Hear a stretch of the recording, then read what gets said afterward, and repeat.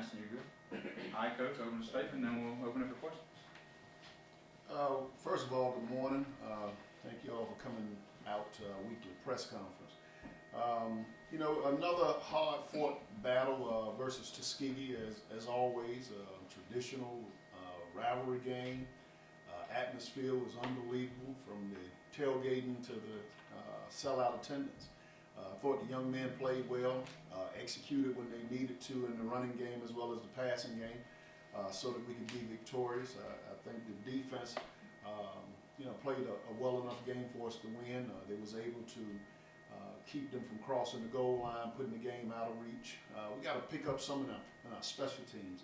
Last 2 weeks we've given a touchdown up on kickoff return, and we have to find either personnel or scheme that we can negate those points. And we also had a field goal block. So for the last 2 weeks we've given up about 8 to 10 points in our special teams, and you can't win games. You're not supposed to win games when those kind of things happen, but luckily we were able to score enough points offensively that it didn't hurt us, but we have to get that fixed as we move forward. Looking forward to going this week against the number 7 team in the country, Kennesaw, that's in the Big South. Have had a great program over there for the last couple of years, and as always we use these games as barometers to see how much we've closed the gap, but more importantly to go in these games to win. So we're looking forward to the contest. Coach, you spoke of the barometer. Kennesaw is kind of outscored our 82-27 the last 2 years. We know about, you talk about closing the gap game by game by game. What are some things y'all expecting to do this year to continually decrease that gap? Well, I mean, the biggest thing about it is they got out on us real fast last year. It was a 2-hour rain delay, no excuses about that. They still had the same 2-hour delay. For whatever reason, we didn't play our brand of football, and they beat us by almost 50 points. So the key is going out and playing our brand of football. We went back and watched what happened last year, and whether it was not ready to play. If that's the case, then that's on me. If they didn't play and make the play, then that's on me. So it's a situation that now, it's a whole new year.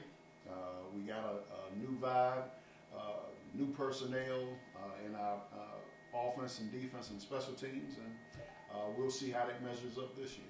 Piggybacking on that, on Saturday you talk about this team's focus being different. With them going in now with the new year, playing a team that's ranked as high, how do you think with the new focus they'll be able to handle playing a team of this caliber at home and then executing and try to get a victory, try to get upset? Well, the key, that's on the way we prepare.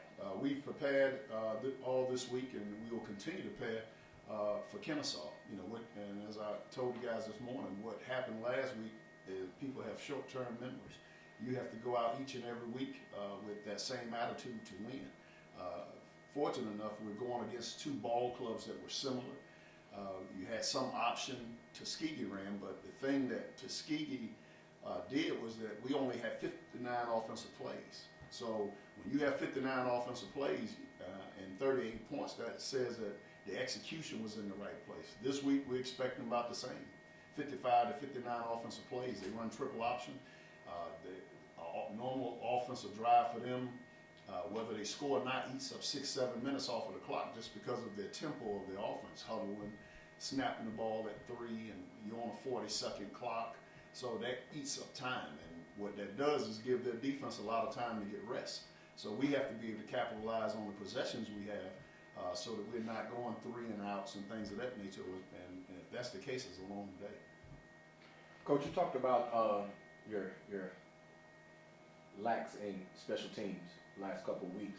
From watching the tape, and I'm sure you've broken it down, what are you seeing that some of the issues are that need to be corrected? Just schematics, guys running in the same lanes, trying to get to the football rather than, holding your area of the field. And when you have young guys that want to hear their name on, I think that first kick, we had a big hit. This kid never played. So now everybody else that never played want to hear their name. So now they cutting across out of the lanes. They seal us off. They come right back down the middle of the throat. So we just have to have the guys to be disciplined and make the plays as they come to you. Don't try to create the plays in the scheme. because now what happens, you end up overrunning things and the other band playing. And you talked about for this upcoming game for Kennesaw State, you talked about them running a triple option and cutting down that clock. What are some things you guys are going to do to combat that they're going to hold on to the ball so long? You know, we're not a huddling team anyway, so that should combat it some. We have to snap the ball with our own tempo, with the understanding that, you know, normally with triple option teams, you normally get 2 possessions a quarter. So we're looking at getting anywhere from 6 to 8 possessions this game. So that means you got to find a way to get points during those possessions. Coach, you talk about the triple. And if anyone knows anything about triple, it bleeds you out. 3 yards in cloud of dust.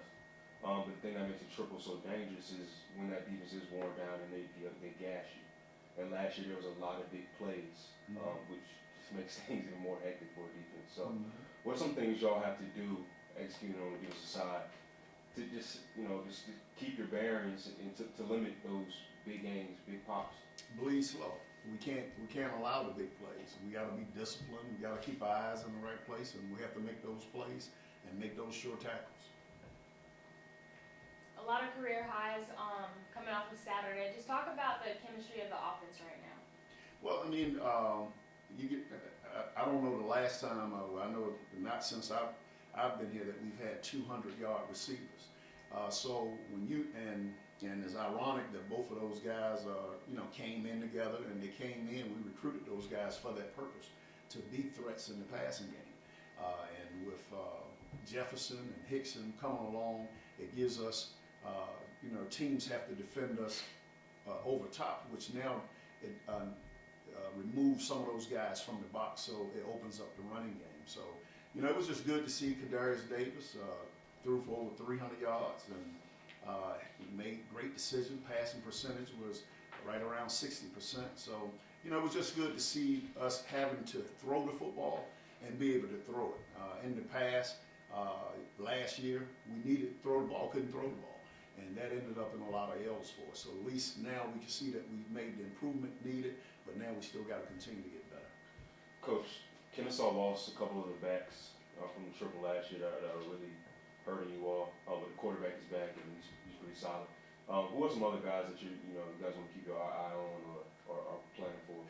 With the triple, keep it on all 3. I mean, the quarterback is actually not back. The guy that they have now, he's a backup, but just as good. But that's the whole purpose of the triple option. Everybody from the fullback to the A back to the B back, they're all important. They all have an opportunity. The reason they call it triple is because it starts with the fullback, then you have to count for the quarterback, and you have to count for the pitch, and they have the 4th option, which is the pop pass. Coach, do you guys plan on doing anything different schematically on the defensive end to go against that triple option, or y'all gonna keep it what you guys do and just play as disciplined as possible? We're just gonna play discipline, our brand of football. You kind of touched on it in your opening statement, but just the attendance from last Saturday. You have a couple more home games coming up. How do guys kind of feed off of that energy when it's a full crowd like that? I mean, you looking up in the stands, and it's a lot of the family members were there, the school support is there. It makes guys play above their heads, opposed to coming out and it's a whole row empty and those kind of things. These young folks, they want support. They want to be able to perform in front of folks. So we hoping that we don't have to sell out, but we're hoping that the attendance stays high and folks come out and support their home team. What did you learn about the character of your team on Saturday? Well, we've been in that position before. More importantly, we was in that position before with Tuskegee. Tuskegee is, Coach Slater does a great job with his ball club. He knew coming in that the best way to keep a team not scoring is wear the clock down. He was having 7. I think the shortest drive they had was 6 plays, and that ate up about 3 or 4 minutes off the clock. And what happens is that when we fell behind, normally the sideline, the air, and everything just goes out of the team. But the other night it didn't. The guys, were excited for the opportunity to go down and score. And I think when the offense went down and scored, it rejuvenated the team to say, okay, now we got an offense that can score. Let's play some football.